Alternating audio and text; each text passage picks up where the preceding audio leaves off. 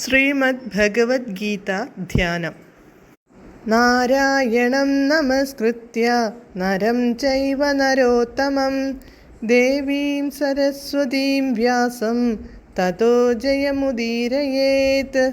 നഷ്ടപ്രായേഷു ഭദ്രേഷു നിത്യം ഭാഗവത സേവയാ ഭഗവതേ ഉത്തമശ്ലോകേ ഭക്തിർഭവതി നൈഷ്ടകീ. മൂകം കരോതി വാചാലം പങ്കും ലംഘയതേ ഗിരിം യത്കൃപാതമഹം വന്ദേ പരമാനന്ദമാധവം. ശ്രീഗുരും ദീനതാരിണം ശ്രീചൈതന്യമീശ്വരം. ഓം അജ്ഞാനതിമിരാന്ധസ്യ ജ്ഞാനാഞ്ജനശലാകയാ ചക്ഷുരുന്മീലിതം യേന തസ്മൈ ശ്രീഗുരവേ നമഃ. നമഃ ഓം വിഷ്ണുപാദായ കൃഷ്ണപ്രേഷ്ഠായ ഭൂതലേ ശ്രീമദേ ഭക്തിവേദാന്ത സ്വാമിന്നിധി നാമിനേ.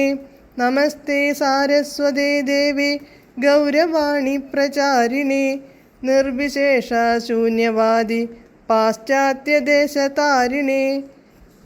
ജയ ശ്രീകൃഷ്ണ ചൈതന്യ പ്രഭു നിത്യാനന്ദ ശ്രീ അദ്വൈത ഗദാധര ശ്രീവാസാദി ഗൗരഭക്തവൃന്ദ.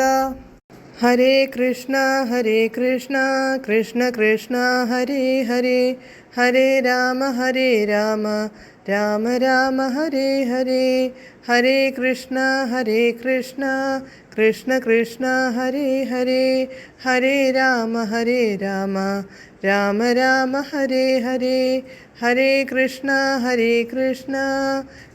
കൃഷ്ണ ഹരേ ഹരേ, ഹരേ രാമ രാമ രാമ ഹരേ ഹരേ. ഭഗവത്ഗീത യഥാരൂപം. അധ്യായം 7. ജ്ഞാനവിജ്ഞാന യോഗം. ശ്ലോകം 19, പേജ് നമ്പർ 411. ബഹൂനാം ജന്മനാമന്തേ ജ്ഞാനവാൻ മാം പ്രപദ്യത്തെ വാസുദേവഃ സർവമിതി സ മഹാത്മാസു ദുർലഭഃ. പദാനുപദം.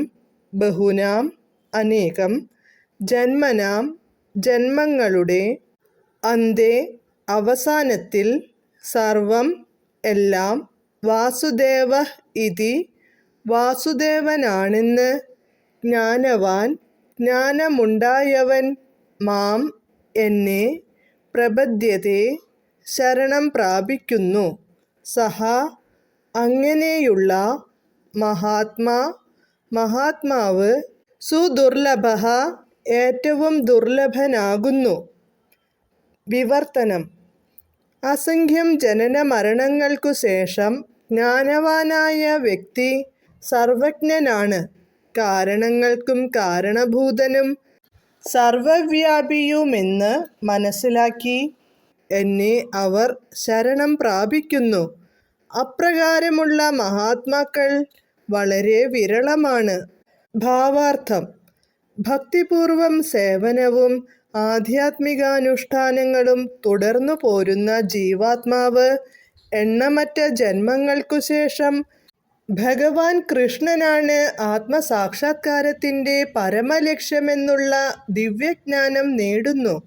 ആത്മസാക്ഷാത്കാരത്തിൻ്റെ തുടക്കത്തിൽ ഭൗതികതയോടുള്ള ആസക്തി വിടാൻ ശ്രമിക്കുന്നവർക്ക് അവ്യക്തിഗത ഭാവനയിലേക്ക് ചായ്വുണ്ടായെന്നു വരാം.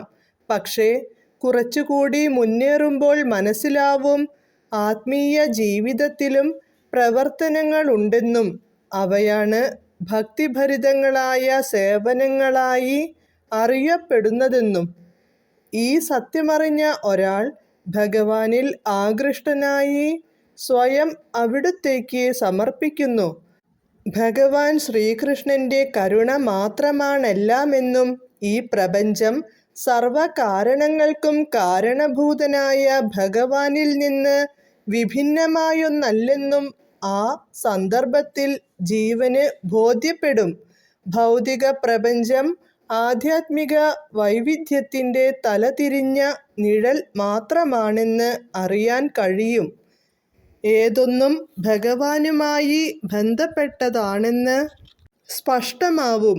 പിന്നീട് ആ ഭക്തൻ ഏതൊന്നിനെയും വാസുദേവ കൃഷ്ണനോട് ബന്ധപ്പെടുത്തിക്കൊണ്ടേ ചിന്തിക്കൂ. വാസുദേവന്റെ ആ വിശ്വാത്മക ദർശനം ഭഗവാന് സ്വയം സമർപ്പണം ചെയ്യലെന്ന പരമലക്ഷ്യത്തിലേക്കെത്താൻ ജീവാത്മാവിനെ സഹായിക്കുന്നു. അങ്ങനെ സ്വാത്മാർപ്പണം ചെയ്യുന്ന മഹാത്മാക്കൾ ഏറെ പേരില്ല. ശ്വേതാശ്വതരോപനിഷത്ത് 3:14-15 ഈ വിഷയത്തെ തന്നെ സുസ്പഷ്ടമായി പ്രതിപാദിച്ചിട്ടുണ്ട്.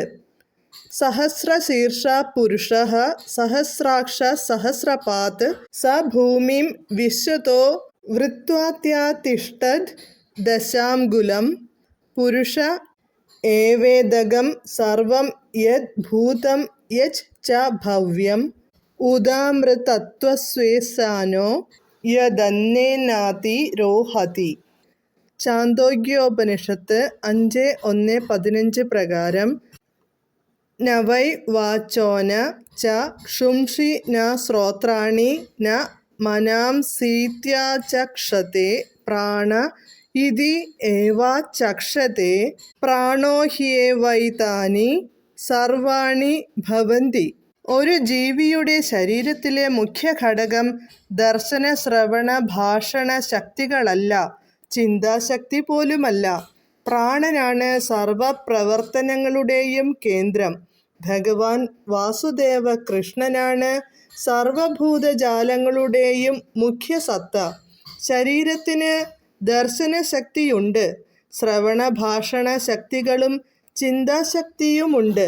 പക്ഷേ ഭഗവാനുമായി ബന്ധപ്പെടാതിരുന്നാൽ ഇവയ്ക്കൊരു പ്രാധാന്യവുമില്ല. സർവവും വാസുദേവനും വാസുദേവൻ സർവവ്യാപിയുമാകയാൽ പരിപൂർണ ജ്ഞാനം സിദ്ധിച്ച ഭക്തൻ അദ്ദേഹത്തിന് സ്വയം സമർപ്പിതനാകുന്നു. ഹരേ കൃഷ്ണ.